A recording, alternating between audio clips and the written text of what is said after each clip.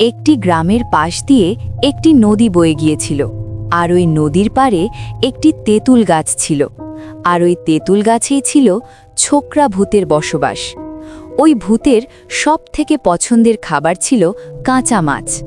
আর ওই নদীর পাশ দিয়েই একটি গ্রাম্য রাস্তা ছিল।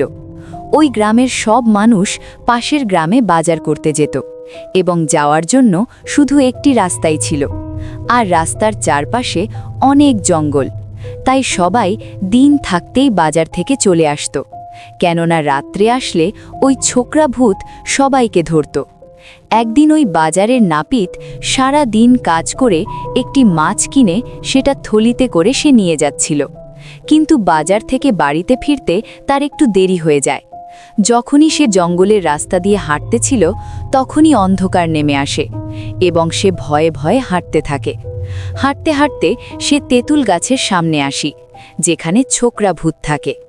তারপর ওরে বাবা, এ তো ওই জায়গা যেখানে ওই ছোকরা ভূত সবার থেকে নিয়ে মাছ খায়। যাই বাবা, তাড়াতাড়ি যাতে ওই ভূতের খপ্পরে না পড়তে হয়।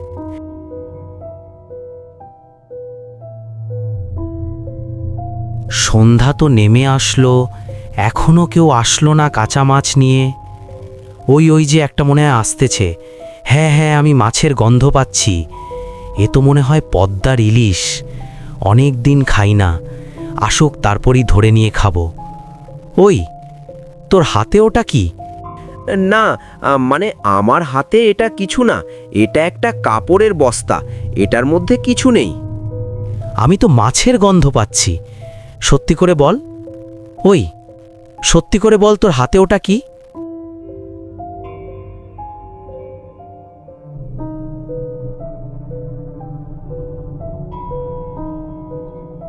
তোর কত বড় সাহস ছোকরা ভূত, তুই আমার মাছ নিলি?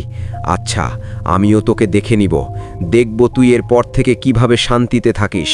তুই আমার মাছ আমাকে ভয় দেখিয়ে কেড়ে নিয়ে গেলি। হ্যাঁ হ্যাঁ, যা, তুই যা ইচ্ছা করে নে। অনেক দিন মাছ খাই না, আমি আগে মাছ আয়েশ করে খেয়ে নি। তুই যা করার কর। তারপরে ওই নাপিত খুবই কষ্ট এবং রাগ নিয়ে ওখান থেকে চলে আসে বাড়িতে, এবং পরের দিন সকাল হতেই সে তার কামার বন্ধুর কাছে চলে যায় এবং গিয়ে বলে, কিরে ভাই, কি অবস্থা তোমার? কাজকর্মের কি অবস্থা? সবকিছু ঠিকঠাক আছে? আরে হ্যাঁ, এই তো চলে মোটামুটি। অনেক দিন পর তুমি আসলে আমার কাছে। বলো দেখি, তোমার কি অবস্থা? কিছু কাজ করাতে হবে নাকি? আর অবস্থা, কালকে বাজার থেকে ফিরতে একটু রাত হয়ে যায়। সারা দিনের কামাই রুজি দিয়ে একটা ইলিশ মাছ কিনে নেই, সেটাও ওই নদীর পাড়ের তেঁতুল গাছের ছোকরা ভূত কেড়ে নিয়ে নেয়। ওকে আমি শিক্ষা দিয়েই ছাড়ব, তাই তোমার কাছে আসা। তা বলো দেখি, আমি কি করতে পারি তোমার জন্য? তুমি আমাকে একটা লোহার মাছ বানিয়ে দিবে? কি বলো? লোহার মাছ দিয়ে কি হবে? আরে ভাই, হবে। এই লোহার মাছের মধ্যে আমি কাঁচা মাছে লাগিয়ে দিব, যাতে এটা থেকে মাছের গন্ধ আসে, এবং আমি কালকে আবার রাতে আসব। ওই ধরে আমার যখন ওই ছোকরা ভূত মাছ খেতে আসবে, তখনই যাতে ওর দাঁত পড়ে যায়, সেটাই হবে উচিত শিক্ষা। কি বলো তুমি? বাহ দাদা, তোমার বুদ্ধি আছে বলতে হবে। তুমি কোনো চিন্তা কইরো না, আমি কালকের মধ্যেই তোমাকে একটি লোহার মাছ বানিয়ে দিচ্ছি।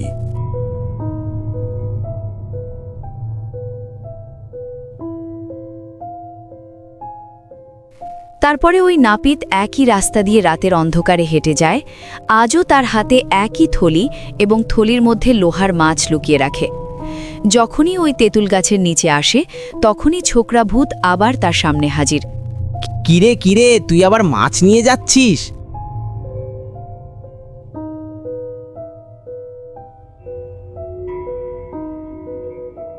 ওরে বাবারে, ওই ছোকরা ভূত আবার আমাকে ধরে ফেললো রে। ওরে বাবারে! পালিয়েছে, ভয় পেয়েছে। ও নাকি দিবে আবার আমাকে শিক্ষা। যাই, গাছে উঠে আবার মাছটা খেয়ে ফেলি। আমার আবার কাঁচা মাছ দেখলে সহ্য হয় না। ও মা, ও বাবা, এ তো আমার দাঁত পড়ে গেল। ওরে শয়তান নাপিত, তুই আমাকে বোকা বানালি, আমাকে লোহার মাছ দিলি, আমার তো দাঁত শেষ হয়ে গেল।